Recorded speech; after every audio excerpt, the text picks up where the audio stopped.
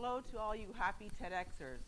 What a great forum this is where we can share stories, feel creative, hear poignant stories, and feel tender-hearted, and learn. It's all about expanding horizons. Today, I'm going to talk to you about a framework built up from research on how to move from trauma to post-traumatic growth. For the past 25 years, I've been a researcher in the field of child maltreatment. Now, I recognize that child physical, sexual, emotional abuse and neglect is a difficult topic, and a natural reaction is to want to say it isn't so. But we don't gain anything, and we certainly can't advocate for child rights if we don't let go of that gaze aversion. What I do want to say is that child maltreatment is never the fault of the child. They did nothing to provoke it. They did not deserve it. It should not have happened. There are laws against it. And there's a social welfare system to come in and protect. Child maltreatment is entirely an adult action. It is something, a trauma, that is put upon a child. And the fact is that this adult action is very unnecessary. So, having had maltreatment happen, unfortunately means that you have a burden that you have to solve. But post-traumatic growth, moving from trauma to even beyond what you might hope for yourself, is real, and researchers are now focusing on this aspect. And what I'd like to talk about is this framework of 7 steps to grace. When we think of the meaning of grace, it's a really interesting word because it means to honor someone or something with your presence. So you being able to be fully here and now, fully present yourself, acknowledging everything that has happened, good, bad, but focusing on the positives, is a present to yourself and to others. So let's have a look at this list. These are very practically oriented steps, and they are part of a journey of healing, but resilience too. So the first step is to acknowledge your adversity. If you don't say it occurred, then you can't accept it. If you can't do those things, then you can't really move beyond it. Creating a daily resilience practice. Up until this point, we've thought about resilience more as a personality thing like grit or perseverance. But now we really understand that it's a day-to-day practice that we put into place for ourselves. We build our resilience toolkit that we can always go back to. Our third, because maltreatment is so full of negatives that were directly told to you, we have scripts that can go on in our minds telling us negative self-talk that we actually have to apply some work and effort to shift. But remember, if something is learned, it can be unlearned.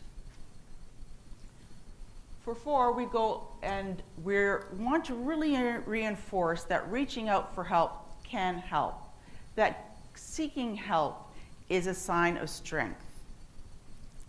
6 is transforming your burden into beauty, really looking at yourself as an artist, a creative person, where creativity is second nature.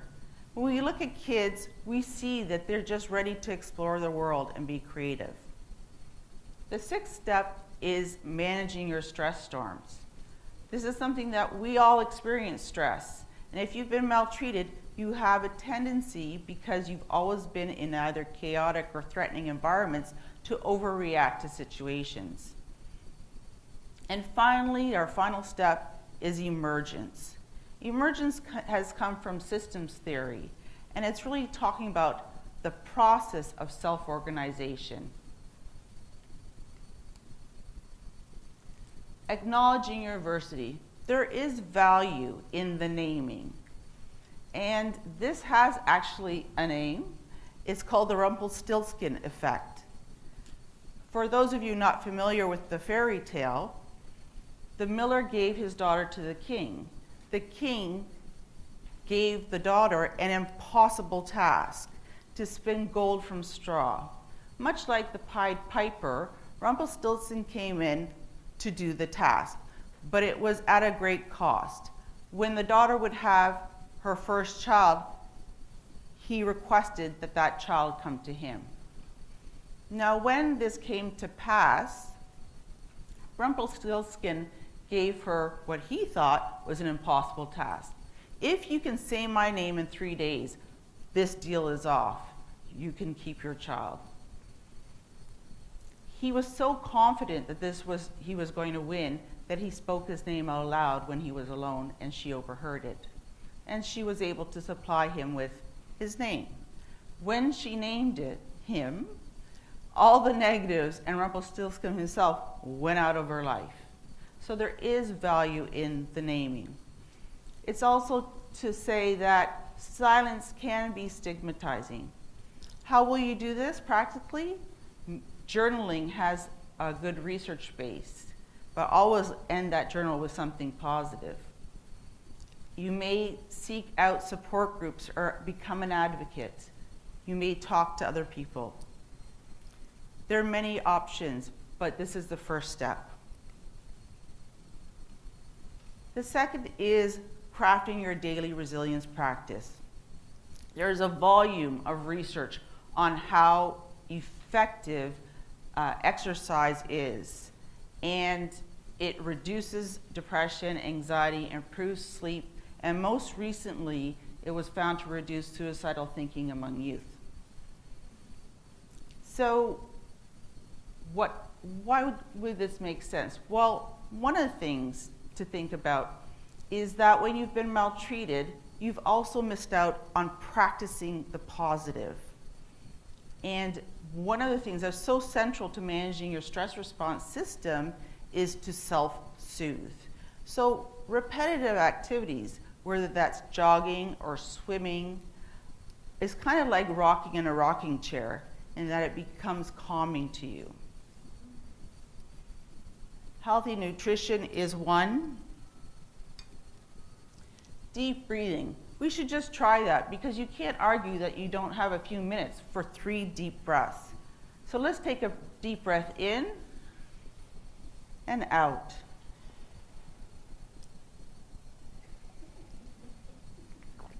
And out. And make this one, your out breath, decidedly longer because it's more relaxing.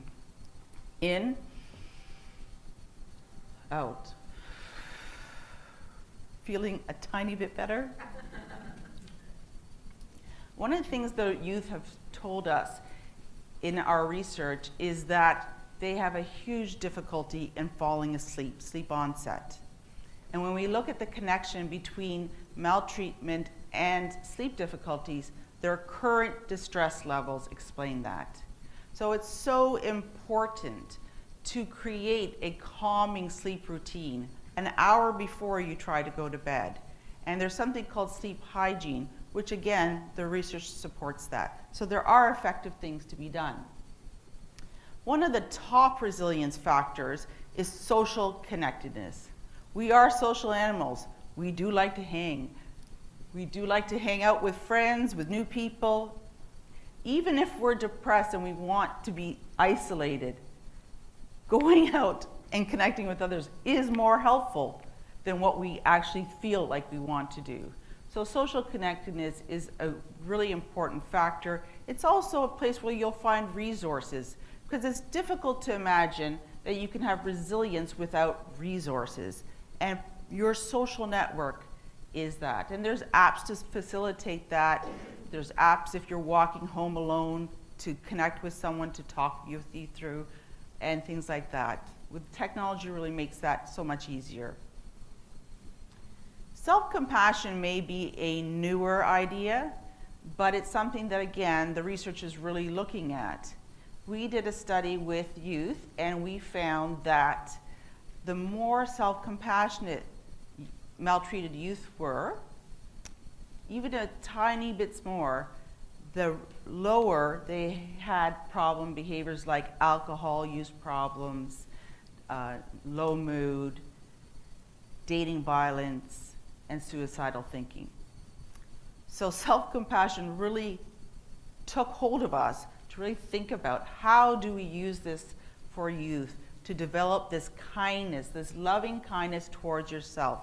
Basically, if someone, a friend of yours, was having a tough time, what would you do? What would you advise? And just turn that towards yourself. A meditation that I do with people is to think about someone you really love. Really visualize that person, their smile, really visualize how they move. Get into that feeling of warmth, connection. Now turn that towards yourself. Turn all those same feelings to you and allow that to sink in. Let that love in. As we mentioned before, we really do have to work on shifting our perspectives. And the important resilience perspective is to have a growth mindset. If we see ourselves as continuous learners, mistakes are just part of our learning pathways. Also, in terms of mindset, maltreatment is excellent at making you have shame that doesn't belong to you, self-blame, self-criticism, feeling you're not good enough, feeling unlovable. These mindsets need to shift towards you are lovable, you have worth because you exist. And to remember that you started in a very protected environment, the womb. So we really want to be able to effortfully replace those old scripts. And this diagram is really what cognitive behavior therapy is all about. It's working on the fact that there's stressful situations. We all have them. Maltreated persons might be more sensitive to them. And that leads to negative thinking. Things like, that are unrealistic or unfair to ourselves. We have to sort of argue with ourselves. What's the likelihood or the probability that it would happen? What's the possibility that it could happen? And this kind of challenging our thinking to be more, have more perspective is really important.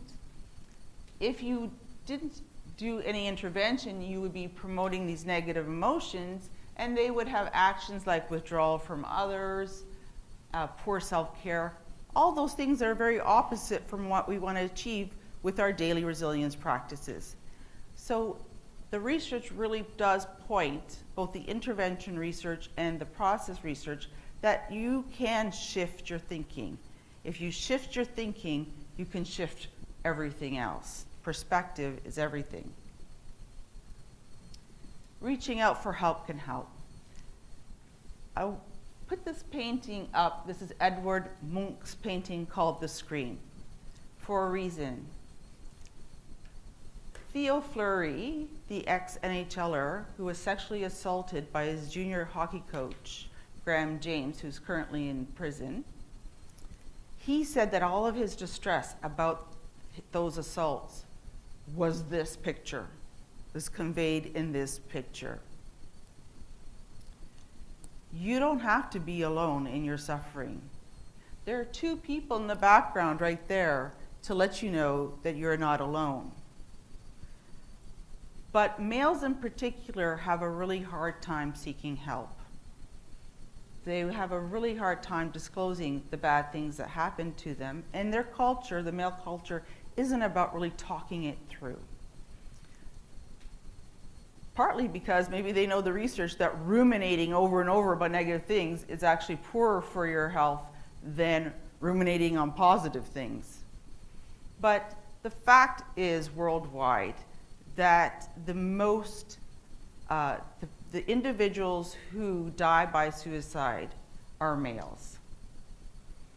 And one area that is completely underattended in the field is sexual victimization of males.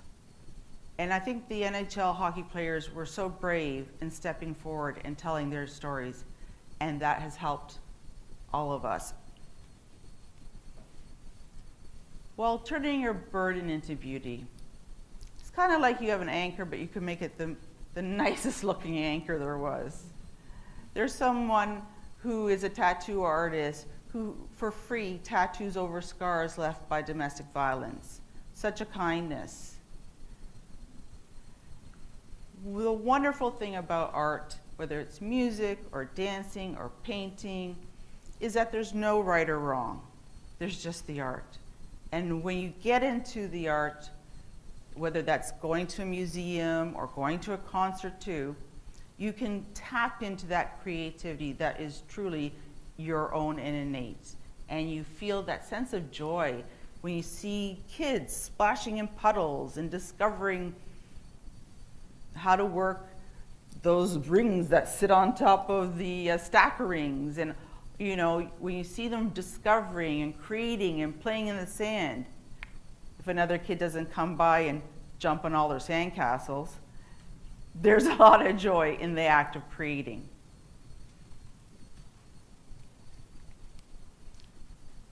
Our second last step in this framework of towards grace is managing stress storms.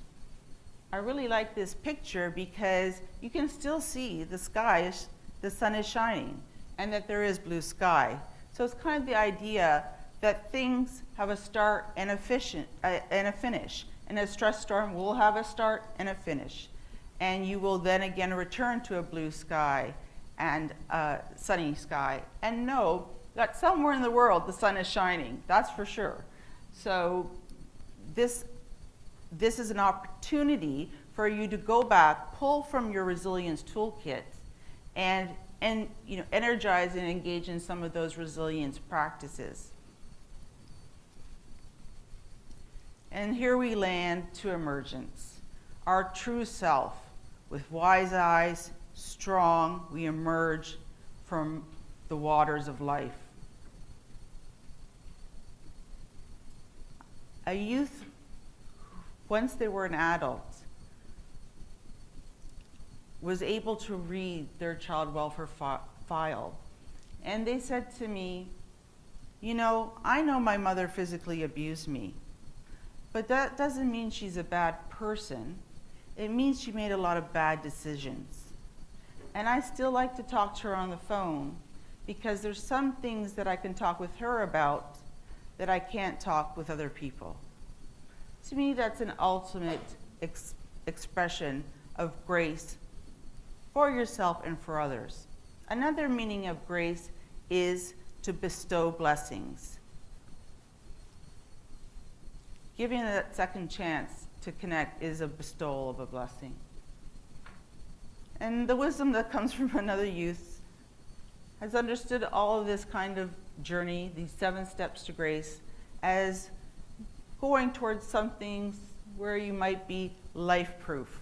No matter what life throws at you, you've survived, you know you will again. And you're ready to embrace the positives. And research shows that people who have experienced adversity can really savor positive moments more. So it's all about making sure you have pleasant events in your day, that you notice those positives, and that you really take that in.